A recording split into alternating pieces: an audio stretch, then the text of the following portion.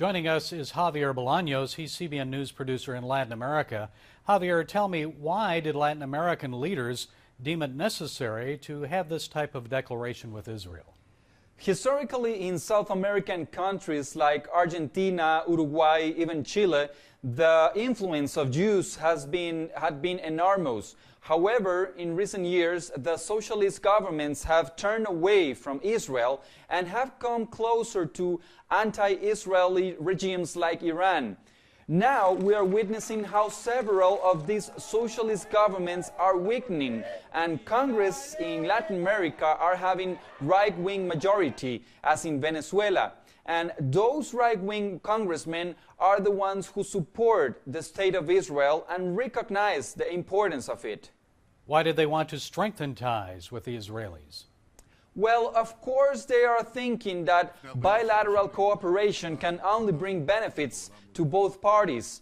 They know the capabilities of Israel in terms of security and technological innovation and want to take advantage of that for their countries. I think these congressmen are pressuring their own governments to improve their relations with Israel and so can make profit for their own people.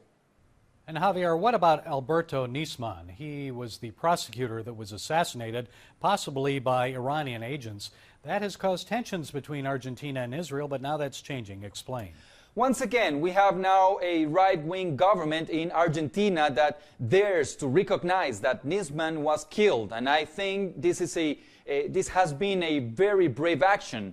This now opens up a new whole series of questions about the previous government involvement in the death of Nisman.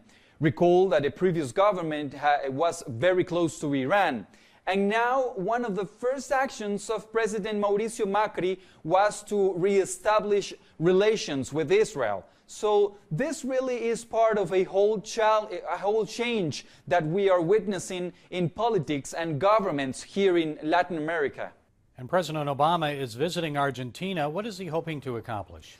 Well, in Cuba, of course, many see hope in this trip ahead of an end to the economic embargo on the island.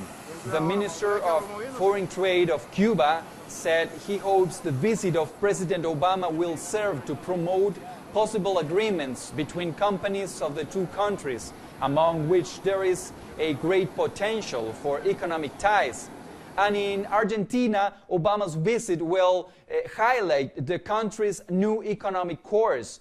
The Obama administration has offered to support new Argentina's president with his efforts to end financial isolation. President Macri, who was educated in the United States, is a pro-business conservative who vows to strengthen Argentina's foreign ties.